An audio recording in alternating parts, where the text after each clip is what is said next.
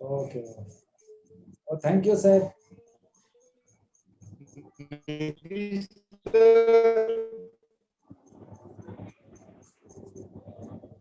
Good afternoon. Good afternoon. Good afternoon. Good afternoon. तो शुरू करते हैं। नोटबुक ओपन कर लो।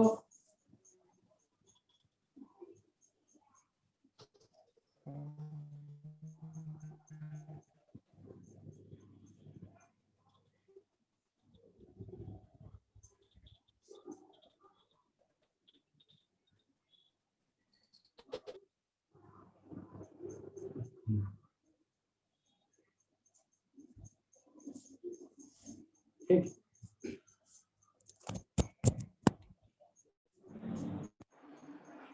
तो वॉइड के नंबर्स हम लोग कैलकुलेट करना ये सीख लिए हैं कि कितनी नंबर ऑफ वॉइड्स होती है। खास करके दो चीज पर ज्यादा क्वेश्चन पूछे जाते हैं, एक एफसीसी पर और दूसरा एचसीपी पर। एफसीसी जो होते हैं उनकी जेड इफेक्टिव की वैल्यू क्या होती है, 4 होती है। तो जितने जेड इफेक्टिव के वैल्यू होंगे उतना ही हमारा वॉइड्स होंगे ऑक्टाहेड्रल, यानी ऑक्टाहेड्रल वॉइड्स की जो नंबर होगी वो भी 4 होगी, और उसके डबल जो होंगे वो टेट्राहेड्रल वॉइड्स कहलाएंगे। ठीक है। उसी तरह से एचसीपी की अगर बात करूं तो इसकी जेड इफेक्टिव की वैल्यू जो है वो 6 होता है, तो 6 ही ऑक्टाहेड्रल वॉइड्स होंगे, और इसके डबल जो होंगे यानी 12 टेट्राहेड्रल वॉइड्स होंगे। ठीक है ना, बहुत अच्छा। तो 12 टेट्राहेड्रल वॉइड्स होंगे। एक एनसीईआरटी का क्वेश्चन सॉल्व करेंगे। ठीक है, एनसीईआरटी का क्वेश्चन है, प्लीज सॉल्व इट। क्वेश्चन लिख देता हो। ठीक है, A and B both atoms forms HCP. B, नहीं, इसको थोड़ा चेंज कर दें। B atoms forms HCP and A atoms are located at 2/3 of tetrahedral voids.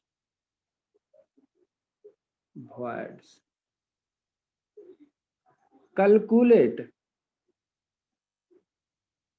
molecular या right molecular formula. Molecular formula ऐसे। तो 1 मिनट के लिए आप इसको सॉल्व करो।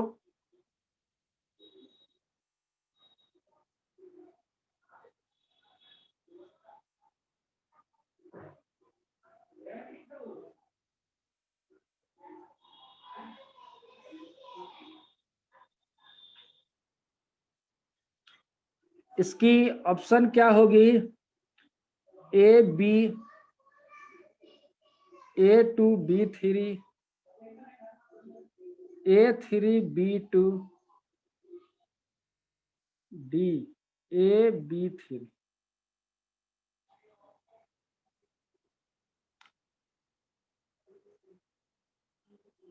तो बी, बहुत अच्छा।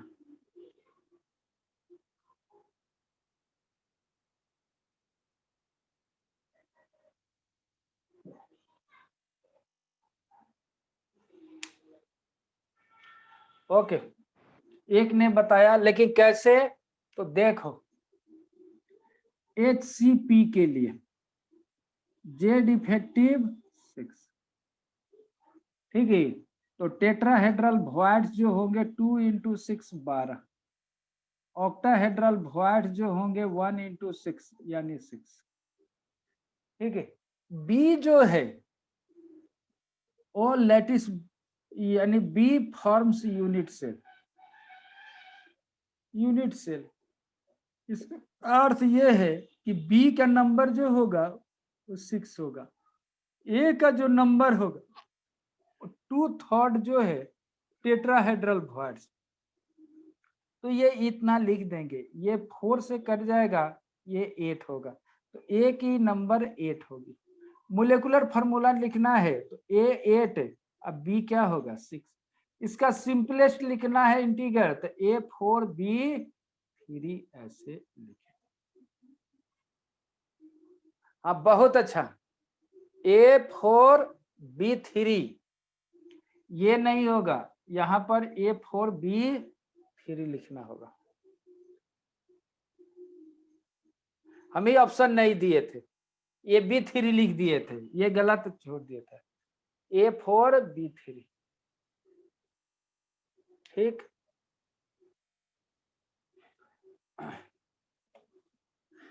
तो इस तरह के क्वेश्चन को हम लोग सॉल्व अब कर सकते हैं। आज हम लोग एक बहुत इंपॉर्टेंट चीज सीखने वाले हैं, रेडियस रेशियो। चलो आज हम लोग बात करेंगे रेडियस रेशियो। ये क्या होता है?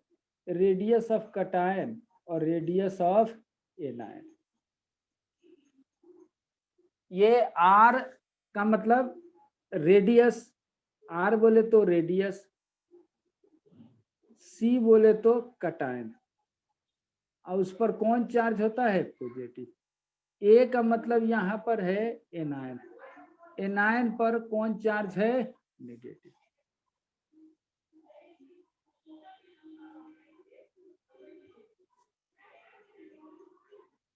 रेडियस कटायन और रेडियस एनायन का।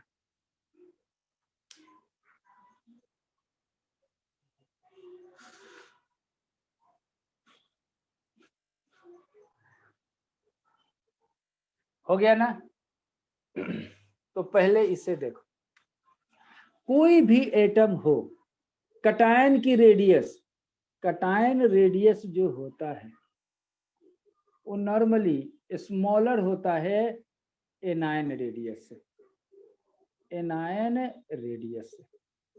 ये बात हम लोग पहले पढ़े हुए हैं।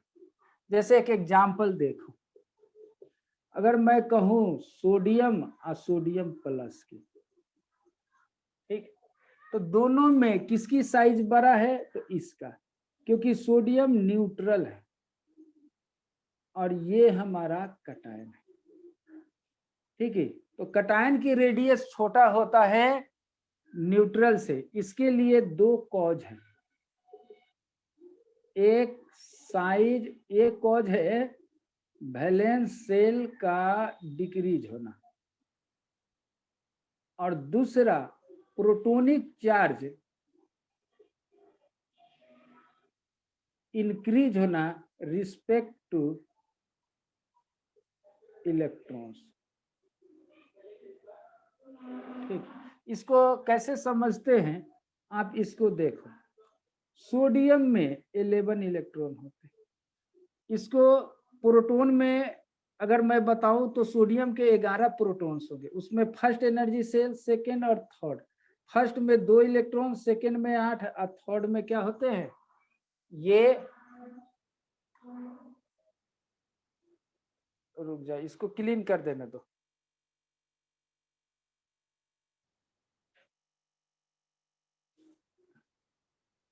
ओके, ये 2 8 1 ऐसे है, तो ये फर्स्ट एनर्जी, सेकेंड, ये थर्ड है, तो इसकी लेंथ इतनी है। पहले ध्यान से देखो सर, आप नोट्स भी लिख रहे हो ना बोर्ड पर? हाँ मैं लिखता हूँ। ठीक, तो पहले इसको समझो, ये रेडियस रेशियो के बारे में बताने वाला हूं, ये थोड़ा सा इसकी यूज समझना है। ये 1 2 3 ऐसे है, इसमें 2 इलेक्ट्रॉन, 8 इलेक्ट्रॉन, और ये इसकी जो रेडियस की लेंथ जो है वो थर्ड सेल तक है। अब यहाँ पर इसकी लेंथ तीसरा वैलेंस सेल तक है, लेकिन सोडियम प्लस में देखो, सोडियम प्लस में 10 इलेक्ट्रॉन है, इसके फर्स्ट और सेकंड में इसमें 2 और इसमें 8 ही हो गए।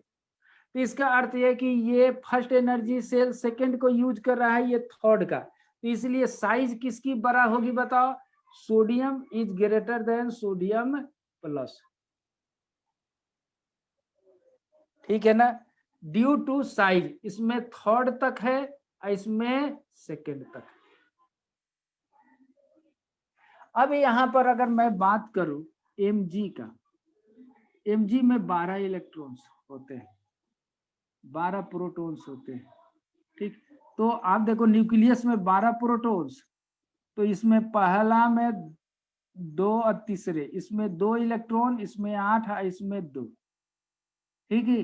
अगर हम Mg प्लस लिख दें तो अब इसमें 11 इलेक्ट्रॉन्स बचेंगे, तो कैसे दिखाएंगे? ऐसे, ये 2 8 है और ये 1, इसमें भी थर्ड एनर्जी सेल यूज है और इसमें भी थर्ड एनर्जी सेल यूज है ना। लेकिन इसको गौर से देखो, इसमें 11 इलेक्ट्रॉन्स है, अब 12 प्रोटॉन्स है, यानी एक से ज्यादा प्रोटॉन का इफेक्ट एक इलेक्ट्रॉन्स पर पड़ रहा है। लेकिन इसमें 12 प्रोटॉन और 12 इलेक्ट्रॉन है, यानी पर इलेक्ट्रॉन से एक प्रोटॉन है, तो प्रोटॉन की नंबर अगर ज्यादा होगी, ठीक है ना, यानी प्रोटॉन की नंबर अगर ज्यादा हो गया, प्रोटॉन और इलेक्ट्रॉन की रेशियो अगर ग्रेटर देन 1 होगा, तो मोर अट्रैक्शन, अट्रैक्शन ज्यादा होगा तो साइज उसकी क्या होगी? डिक्रीज करेगी, ठीक। इसीलिए कटायन जो होते हैं वो न्यूट्रल से क्या होते हैं? साइज में छोटे होते हैं। तो ये तो रफ है, इसको ज्यादा नोट करने की जरूरत नहीं है, सिर्फ समझ लेना है।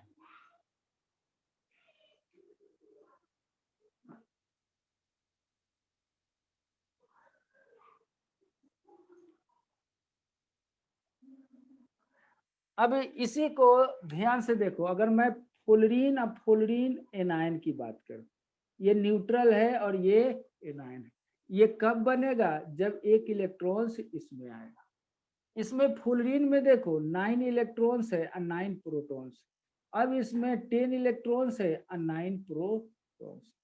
इसकी प्रोटॉन और न्यूट्रॉन इलेक्ट्रॉन की रेशियो देखो तो 1, इसमें प्रोटॉन और इलेक्ट्रॉन की रेशियो देखो तो लेस देन 1 होगा, ठीक। तो इसका मतलब ये है कि पर प्रोटॉन पर इलेक्ट्रॉन को खींच रहा है, लेकिन इसमें इसका अर्थ यह है कि एक प्रोटॉन का इफेक्ट जो है वो ज्यादा इलेक्ट्रॉन पर पड़ रहा है, इसलिए लेस अट्रैक्शन ये होगा, इसलिए साइज जो होगा वो इंक्रीज होगा। तो मैं यहां पर बताऊं कि सबसे ज्यादा साइज किसका होता है? साइज ऑर्डर देख लो, एनायन का, एनायन, फिर न्यूट्रल और फिर कटायन का, यही कंडीशन।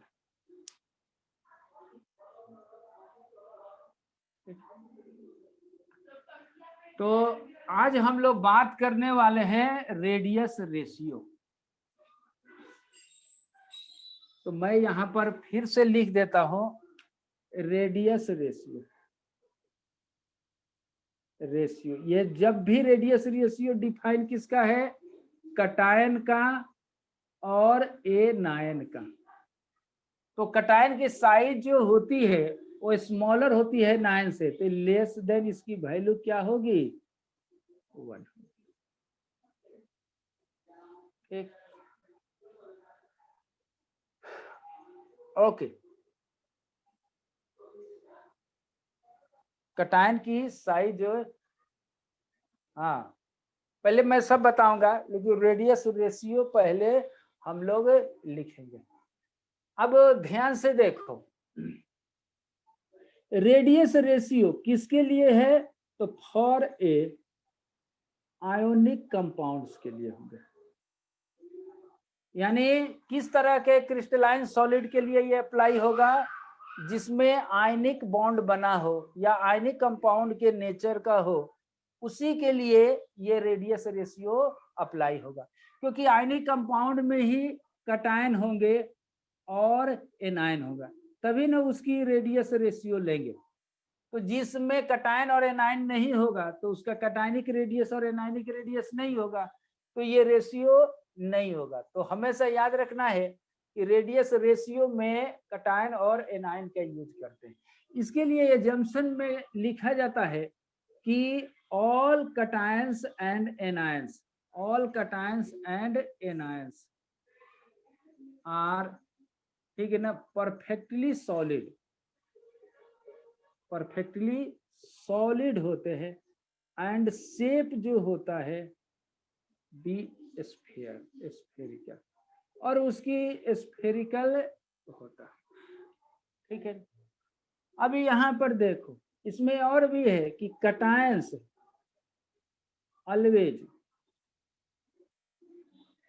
हमेशा, मोस्ट प्रोबेबली, यानी मोस्ट, ठीक है, प्रेजेंट इन होल, होल में रहते हैं या वॉइड्स में, ज्यादातर, इसमें कुछ एक्सेप्शन मिलेंगे। कटायंस मोस्टली लिख लो, मोस्टली प्रेजेंट इन वॉइड्स,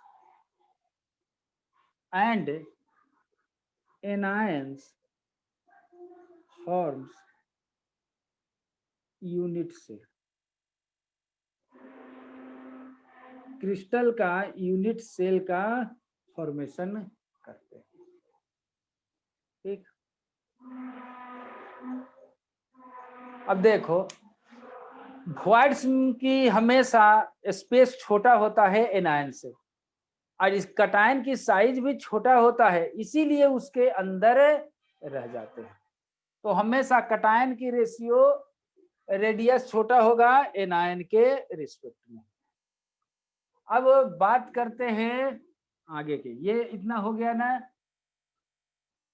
देखो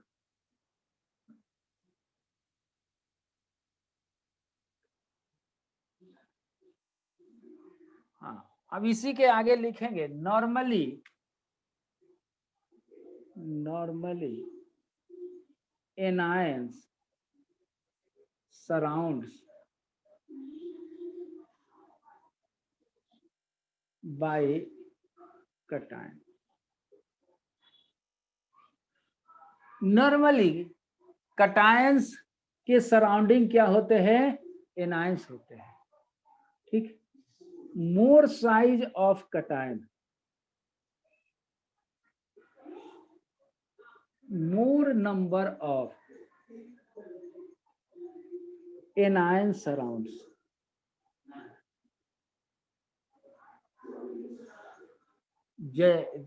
जैसे अगर सपोज करो कि ये कटायन की साइज है, तो इसके सराउंडिंग एनायंस जो होगा वो हमारा ये ऐसा हो, ये एनायन। अगर यही साइज को बड़ा कर दे कटायन का, तो एनायन की नंबर जो होगी वो क्या होगी, बढ़ जाएगा, ठीक। तो देखो, size of cation, size of cation increase होगा, नंबर ऑफ एनायंस क्या होंगे, इंक्रीज होगा, तो कोऑर्डिनेशन नंबर की वैल्यू भी क्या होगी, इंक्रीज होगी। तो कटायन और एनायन में मोर इंटरेक्शन होगा, मोर इंटरेक्शन, यानी ये इंटरेक्शन की वैल्यू इंक्रीज करेगा, इंक्रीज करेगा ना। जब इंटरेक्शन इंक्रीज करेगा तो स्टेबिलिटी जो होगी वो हमारा इंक्रीज करेगा, ठीक है। यानी कोऑर्डिनेशन नंबर बढ़ेगा तो स्टेबिलिटी बढ़ेगा। तो अब देख लो, सिंपल क्यूबिक में कोऑर्डिनेशन नंबर जो होता है वो 6, बीसीसी में होता है 8, एफसीसी में होता है 12, एचसीपी में 12। तो इसका मतलब ये है कि मोर स्टेबल कौन है, एफसीसी, उससे लेस देन बीसीसी, और सबसे लेस स्टेबल कौन होगा, तो प्रिमिटिव या सिंपल क्यूबिक। ये याद रखना। तो पहले इसे देखो,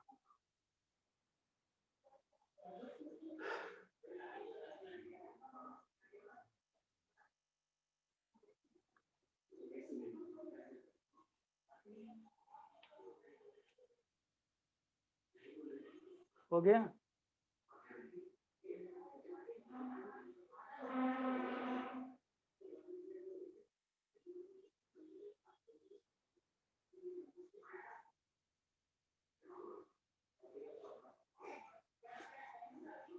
हो गया ना।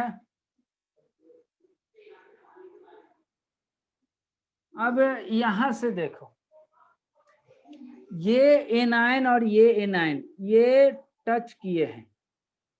जब टचिंग सिचुएशन को लिमिटिंग बोलते हैं, जब एनायन आपस में टच करने लगते हैं तो उसको लिमिटिंग कंडीशन बोलते हैं। सेम चार्ज अगर टच करेंगे, सेम चार्ज अगर टच करते हैं तो एनर्जी क्या होती है, यानी पोटेंशियल एनर्जी इंक्रीज होती है, तो स्टेबिलिटी क्या होगा, घटेगा।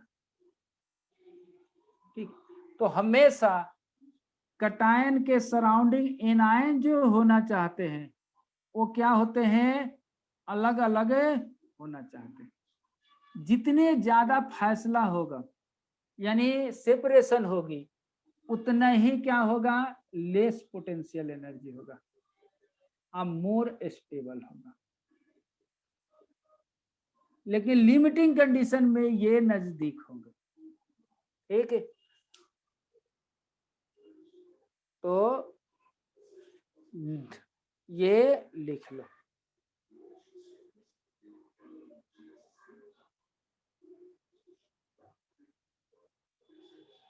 ठीक,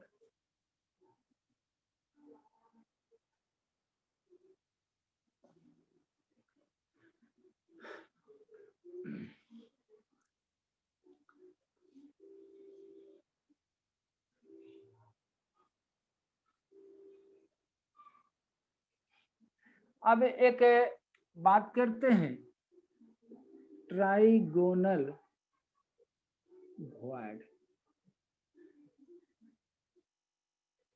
ट्राइगोनल वॉइड, इसको ध्यान से देखो। अगर ये 3 स्फीयर है ऐसे, ठीक है, ये 3 स्फीयर है, तीनों मान लो एनायन है, तो इनकी वॉइड कौन होगा, इसके बीच में, इसके क्या होगा, बीच में।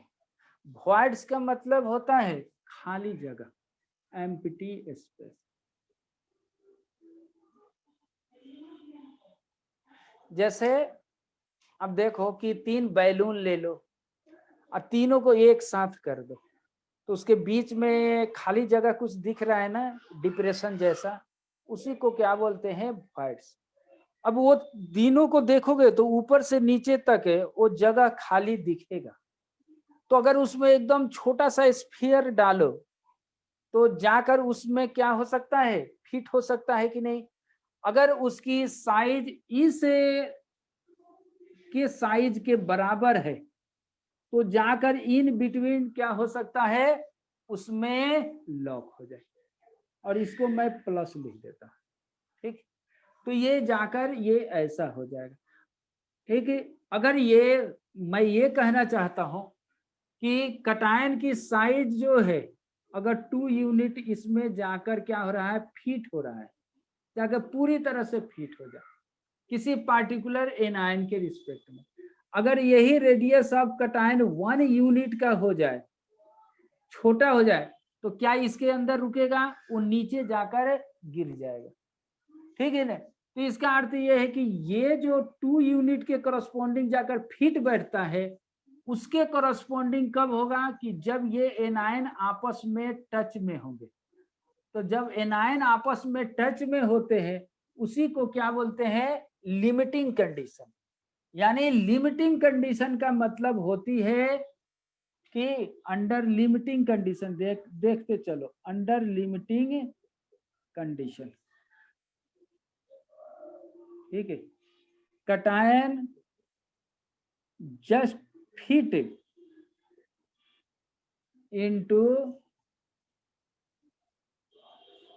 voids of 3 sphere at limiting condition, या एट 3 स्फीयर पे जस्ट फिट हो जाए, लेकिन anions repels more to each other से वो रिपेल्स करेंगे, इसीलिए पोटेंशियल एनर्जी इंक्रीज होगा, स्टेबिलिटी डिक्रीज होगा।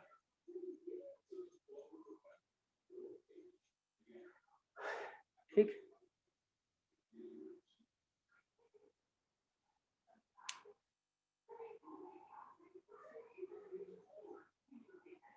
अब यहाँ पर इसकी रेडियस रेशियो निकालना है, तो कैसे निकालेंगे, तो आप इसको देखेंगे, calculation of radius ratio, calculation of radius ratio, किसका, आर कटायन। तो आर कटायन के रेडियस को स्मॉल आर, आर एनायन के रेडियस को हम कैपिटल आर मान लेते हैं, लेट, ठीक। अब देखो, इसको हम ऐसे मानते हैं, ऐसा, ये और ये आप देखो, और ये है ऐसा, ये एकदम जस्ट फिट किया, इन दोनों को मिला दो, ये भी आर, ये भी आर, ठीक है, इन्हें भी मिला दो, इन्हें भी मिला दो, ये भी, इसका नाम दे दो ए बी सी, ठीक है, और इसके सेंटर को स्मॉल आर, और यहां से आर, तो यहां से यहां के डिस्टेंस क्या होगा बताओ, आर प्लस आर, और इसको यहां से एक परपेंडिकुलर इसके बीच में ड्रॉ कर दो, तो इनकी रेडियस तो इनकी लेंथ तो आर है, ये ऐसा, इसको ओ मान लो, तो ये कैसा होंगे, इस तरह से, ये आर प्लस आर, ठीक है, और ये एंगल 60 डिग्री का है, तो ये 30 डिग्री का, ऐसा होगा। तो करना क्या है कि आर और आर के रेशियो को निकाल लेना है, तो देखो, फ्रॉम ज्योमेट्री से, ठीक है, cos 30 degree equal to base upon hypotenuse, cos 30 degree के value √3/2, R plus R by R, अगर मैं रिसिप्रोकल कर दूं 2/√3, तो R plus R upon R, इसकी अगर हम लोग बात करें 1 प्लस आर, ये इधर आ जाए 2/√3 माइनस 1, आर प्लस आर आएगा, इसकी वैल्यू कितना होगा, 2 माइनस √3/√3, आर कटायन और आर ये एनायन, यही है ना कटायन का और ये एनायन का, देखो है ना, ठीक है। अब ये देख लो, 2 √3 1.732, 1.732, इसका वैल्यू आता है 0.155। तो रेडियस ऑफ कटायन और रेडियस ऑफ एनायन की वैल्यू 0.155 होता है।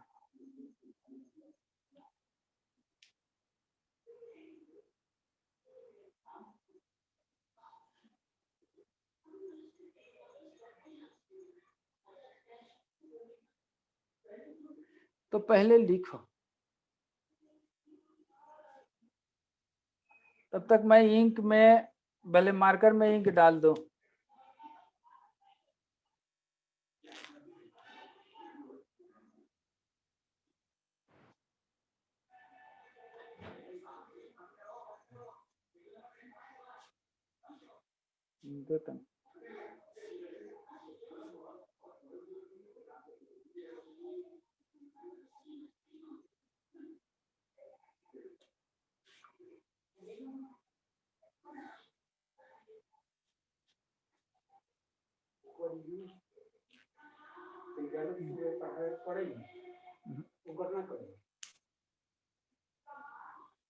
ठीक, तो कटायन और एनायन की रेडियस रेशियो कितना आया? 0.155। प्लीज इसको पहले नोट करो।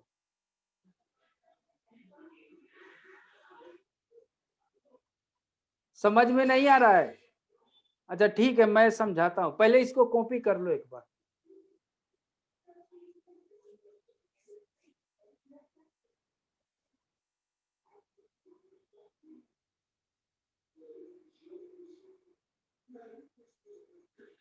कॉपी हो गया? तो देखो, मैं सामने आ रहा हूं, आपको इसको समझना है तो थोड़ा सा माइंड को ब्रॉड करना है। सपोज करो आपके पास 3 बैलून है, बड़ा बड़ा सा, नहीं तो मार्केट से 3 बैलून को खरीद के लाओ और तीनों को, जैसे बर्थडे में तीनों को एक साथ कैसे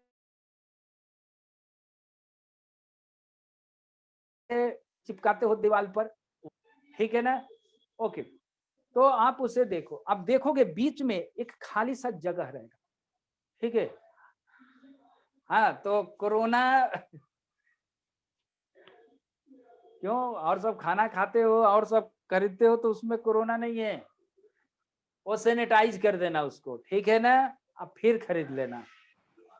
तो उसको देख ला ऊपर से, तो उसके अंदर क्या है, थोड़ा सा खाली जगह मिलेगा, वो ऊपर से नीचे तक दिखेगा। उसमें एक छोटा सा स्फीयर कोई चीज का, जो कंचा जो खेलते हो, ठीक है ना, ये ग्लास का होते हैं, उसको डालो।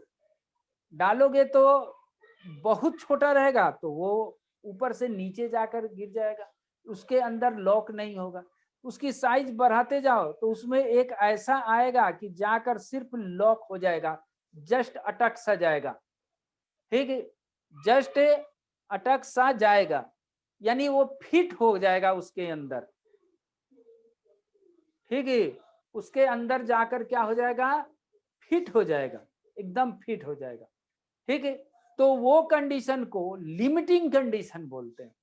तो हम यहाँ पर ये बताना चाहता हूं कि वो अंदर का जो वॉइड है वो ट्राइगोनल वॉइड है, और ट्राइगोनल वॉइड में जाकर वो क्या हो जाए, सिर्फ टच करके उसमें फिक्स हो जाए, वो लिमिटिंग कंडीशन में। तो हम यहाँ पर ये बताना चाहते हैं कि जितने बड़े बड़े स्फीयर होंगे उतना ही वॉइड की साइज जो होगी वो बड़ा होते जाएगा, ठीक है ना? जितने छोटे छोटे एनायन होंगे या स्फीयर होगा, उसकी वॉइड का भी साइज क्या होगी, कम होगी। तो यहाँ पर जाकर उसके अंदर फिक्स हो जाए, ये कौन डिसाइड करेगा? तो देखेंगे कि एनायन और कैटायन लेंगे और दोनों को रेडियस रेशियो लेंगे, और रेडियस रेशियो 0.155 अगर आता है तो इसका मतलब ये है कि कैटायन जाकर उसके अंदर जाके जस्ट उसमें अटक सा जाएगा, एकदम जाकर उसमें फिक्स हो जाएगा। बात समझ में आ रहा है ना? अगर उससे छोटा हो गया तो वो कैटायन उसमें जाकर रुकेगा नहीं, बल्कि वो पास हो जाएगा, वो बाहर आ जाएगा, ठीक है? तो रेडियस रेशियो जो है वो ऐसे लिखे, इसकी कैलकुलेशन में हमने क्या बताया कि 3 स्फीयर लिया, इसके बीच में जो जगह है उसके लिमिटिंग कंडीशन में एक छोटा सा स्फीयर डाल दिया।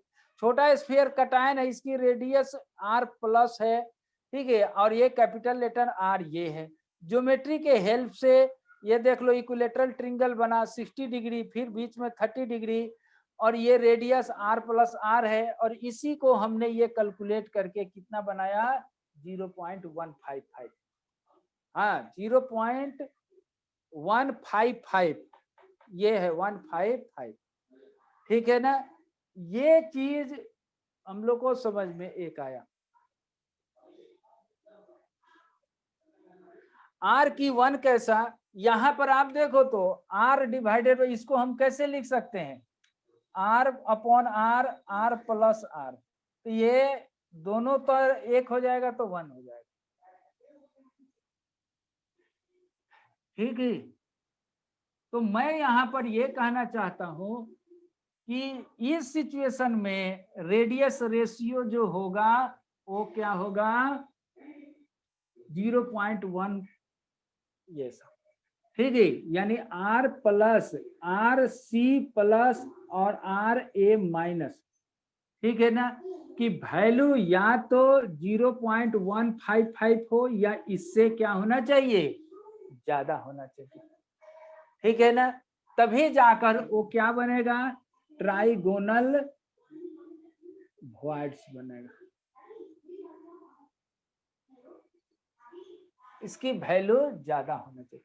अब सपोज करो कि रेडियस कटायन और रेडियस एनायन की रेशियो लेस देन 0.155, तो क्या होगा, इसका अर्थ ये है कि वो कटायन जो होगा उसके सराउंडिंग सिर्फ 2 ही एनायन आएंगे, इसलिए इसकी कोऑर्डिनेशन नंबर क्या हो जाएगी 2।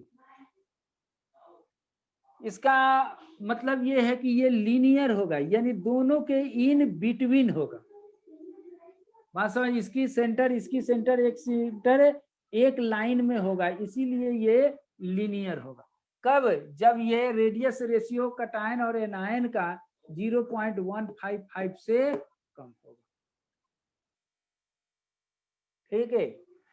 ओके, अब देख लो, अब यहां पर रेडियस रेशियो अगर बढ़ने लगा, ये कटायन है, ठीक है, और देख लो ये ऐसा ऐसा, ये ना है, इसका भी 0 रेडियस कटायन और रेडियस एनायन की वैल्यू जो है 0.155 से अब बढ़ने लगा।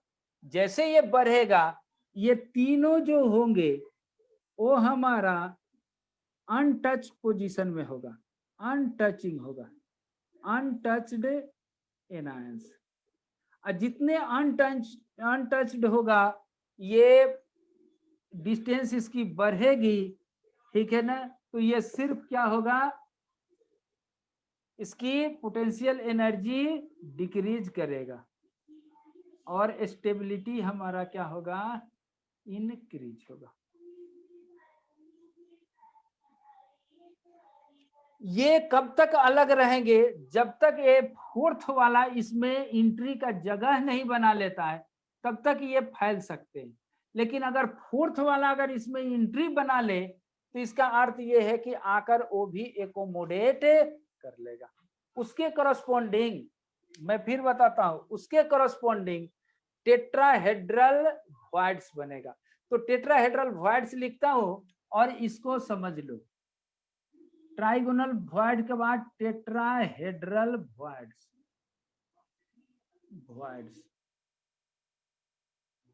टेट्राहेड्रल वॉइड्स के लिए क्या शर्त है उसे देखो, उसके लिए क्या कंडीशन है उसको समझो, तब जाकर ये समझ में आएगा। टेट्राहेड्रल वॉइड्स को मतलब ये है कि 3 बैलून लो, तीनों को एक साथ बांध दो, तो जो कैसे इसके पहले दिख रहा था वैसे दिखेगा, ठीक है। उसके बाद अब ध्यान देखो, एक चौथा बैलून को उसके बीच में रख दो, ये 3 ऐसे कॉर्नर है उसके बीच में, तो वो जो अंदर का जो स्पेस थोड़ा बच जाएगा उसको क्या बोलेंगे टेट्राहेड्रल वॉइड्स बोलेंगे। अगर कटायन की साइज बढ़ते जाएगी तो वो तीनों एक साथ टच करेंगे तो वो अनफिट रहेंगे, उसमें जाकर फिट नहीं रहेंगे, उसकी वैल्यू बढ़ेगी और उस स्पेस में एक और हमारा सराउंडेड आएगा। तो पहले 3 ही था, अब क्या हो गया, 4 हो गया। 4 कैसे हो गया, तो 3 तो बैलून वो चाहिए और चौथा उसके ऊपर, अब बीच में जो जगह होगा वो टेट्राहेड्रल वॉइड्स कहलाएगा। यानी मैं बता दूं कि ये और ये ऐसा, ये तीनों है, इसके ऊपर रखेंगे और इसके ऊपर ये जो होगा चौथा जो यहां पर रखा जाएगा, ठीक है, वो और उसके बीच में जो जगह बचेगा उसी को हम लोग क्या नाम देते हैं, टेट्राहेड्रल वॉइड्स। ठीक है, और टेट्राहेड्रल वॉइड्स में इसमें रेडियस रेशियो कैलकुलेट किया जाएगा, कटायन और एनायन, इसका भी कैलकुलेशन है। ठीक है, नहीं समझा? अच्छा ठीक है, मैं इसको एक बार और समझाऊंगा, प्लीज पहले एक बार ये देख लो। ठीक है, फिर से रिपीट करूंगा। ठीक है, अगर हम रेडियस रेशियो कैलकुलेट कर रहे हैं ज्योमेट्री से, तो मैं आपको ये समझाना चाहता हूं कि ये बोर्ड में नहीं पूछते हैं, ठीक है ना, कंपटीशन में भी नहीं पूछते हैं, बस इतना जानो कि ये कैलकुलेशन करने के बाद इसकी वैल्यू कितनी आता है। तो रेडियस रेशियो कटायन और एनायन टेट्राहेड्रल की वॉइड्स की वैल्यू कि लिमिटिंग के वैल्यू होता है 0.225। 0.225 अगर हो गया तो वो किसके लिए होगा, tetrahedral voids for limiting condition के लिए। तो अगर रेडियस रेशियो 0.225 है तो वो क्या हो जाएगा, टेट्राहेड्रल, और 0.225 से कम होगा वो क्या होगा, ट्राइगोनल वॉइड्स का होगा।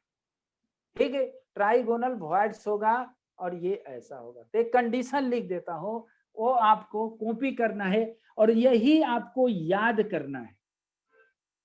तो याद क्या करना है, तो रेडियस रेशियो देखो, आर कटायन और आर एनायन की वैल्यू 0.155 से कम होना चाहिए। तो सॉरी, ये अगर बड़ा हो गया या इक्वल हो गया तो ये हमारा ट्राइगोनल वॉइड्स होंगे। और कहां तक होगा, तो 0.225 से कम होना चाहिए।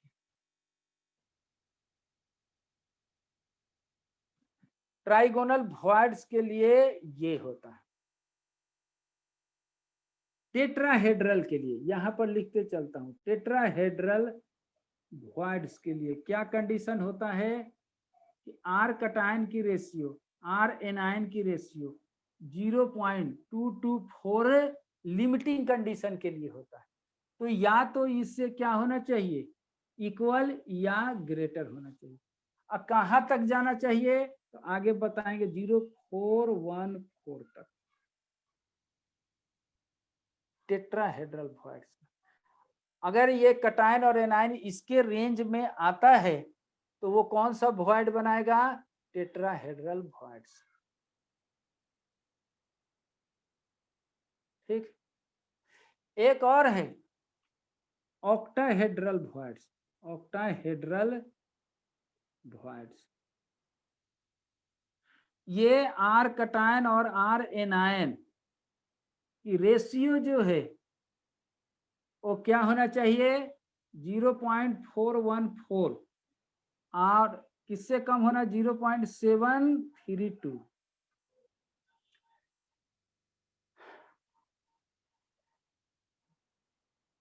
ये इससे बड़ा होना चाहिए और 0. ये सॉरी इधर ऐसे लिख, ऑक्टाहेड्रल वॉइड्स का। और एक और आता है एंड स्क्वायर प्लेनर के लिए, स्क्वायर प्लेनर के लिए भी यही रेशियो होता है, सेम रेशियो।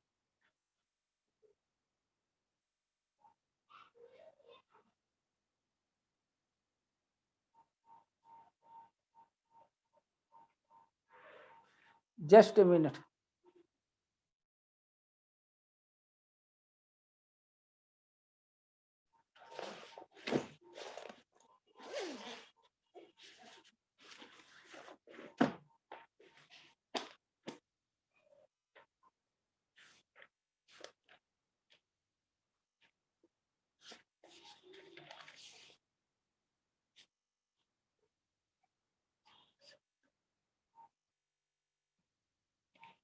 हो गया ना?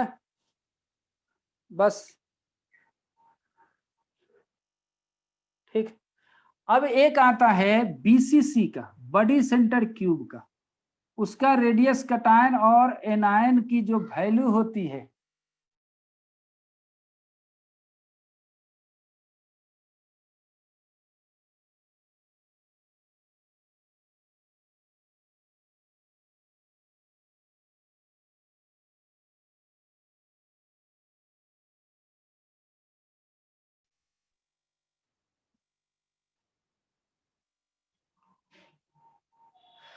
ठीक है। वो मेरा डेटा खत्म हो गया है, अभी अभी मैसेज दिया है, ठीक है। उसको जितना जल्दी है वो लिख लो।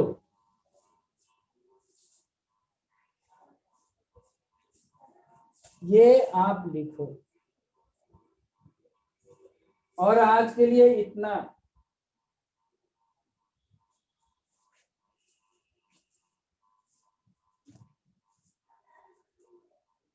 Have a nice day, thank.